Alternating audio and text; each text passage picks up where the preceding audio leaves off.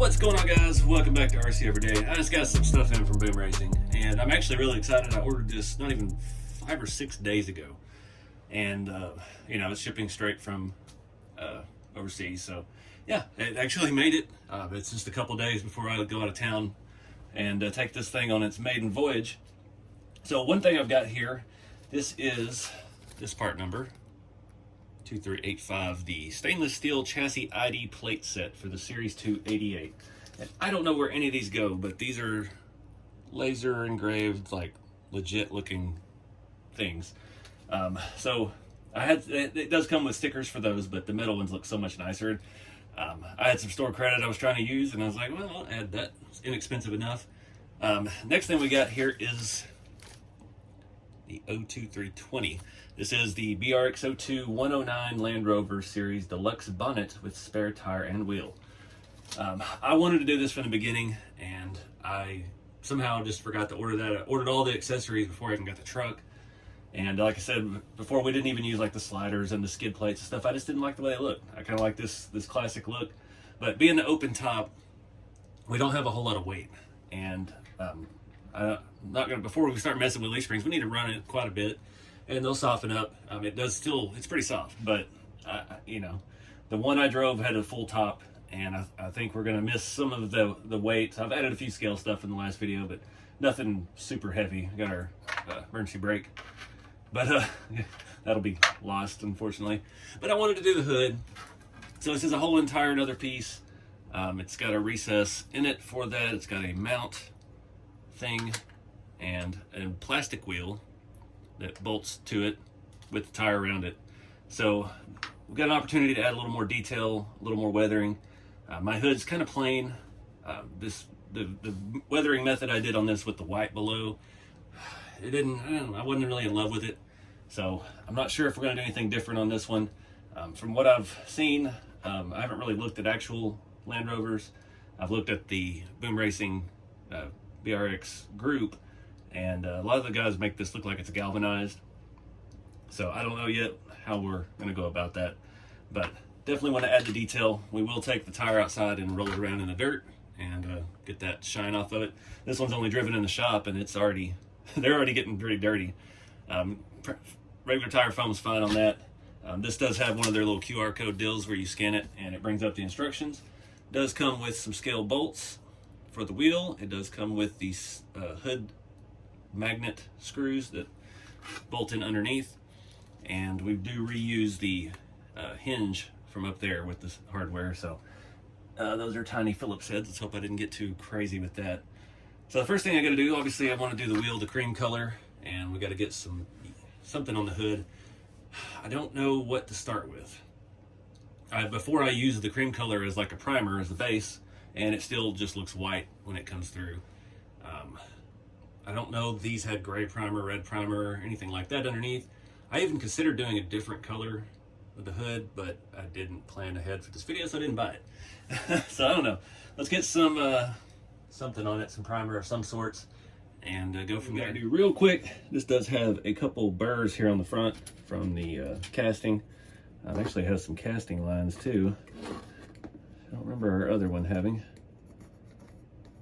Luckily they're in a good spot. You can almost shave it off completely with a razor. Wow, nice. Yeah, worked out pretty well. That one still left a little bit of a mark on it.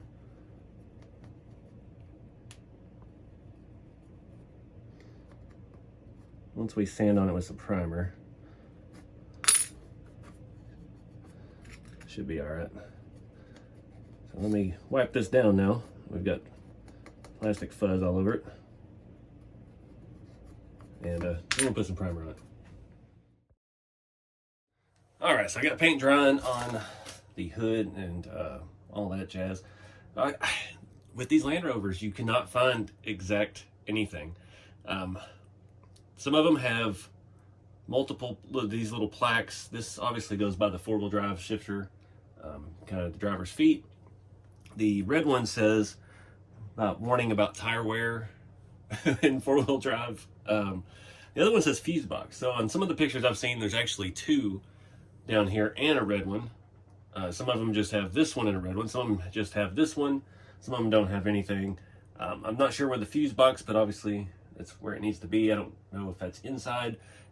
When you just search series Land Rover metal tag, VIN tags, things like that, there's one that goes on the brake booster mount. So I don't know if that's possibly one of these. This one actually just says fuse box details. So I don't know. We're just gonna stick them somewhere and call it good. I've got a piece of their thin tape on the first one, the four-wheel drive information thingy, and my tweezers are covered in E6000 on the tip, so they're absolutely useless. Go to my backup tweezers here. I bent needle nose pliers. There we go. This actually probably worked to put it in. Try to get somewhere in this region. See if we can get in there where you can actually see. Oh, and it's moving. It'd help if I removed Bob, but I really don't want to. Can we push this on with? Never had the right thing for doing this kind of stuff, ever. I don't even know what the right thing would be at this point. Not taking Bob out. We're bolted steering column in now. The right thing is your pinky finger, I think. Nope. At least we can reach it to get it out. If you're gonna build one of these, definitely check out all the accessories before you build the whole truck. Just think about it. I'm looking around. I got nothing else. Really, I wonder if this is magnetic. No, it's like stainless or something. I was thinking I could use a magnet and get it in there and push it in with the pliers, but I need some little ones like this that have a curve. The only ones I have like that are gigantic. I'm gonna go straight in, like so. Oh, we almost got it.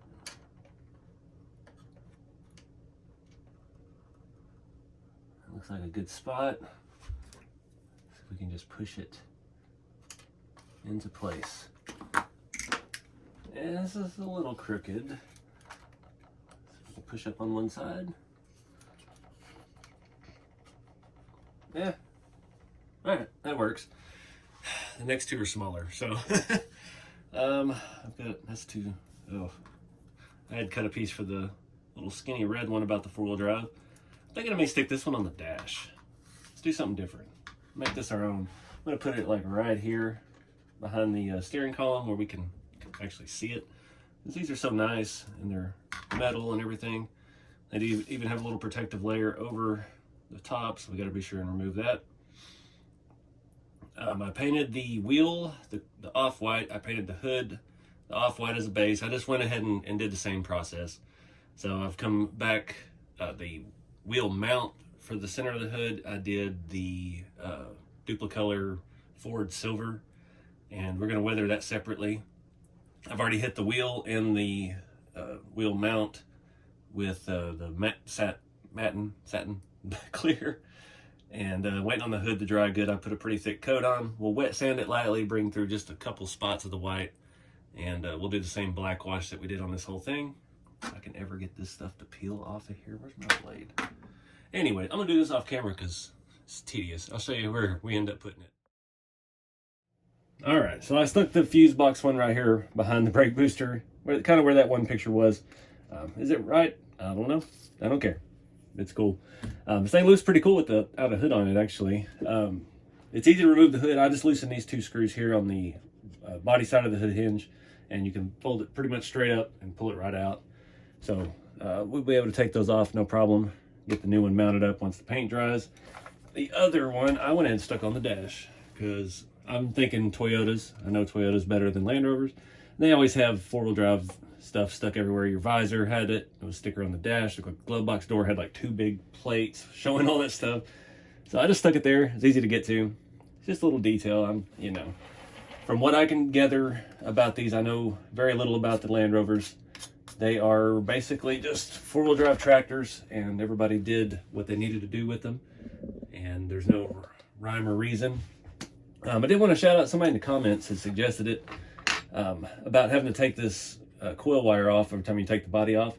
They actually just ran theirs down under and then had another one running up here, so it looked like it was just super long, went underneath the intake tube. I'm not going to go back and redo that. I don't even know where that wire is, but it's not. I just pulled the wire out, so we might redo it.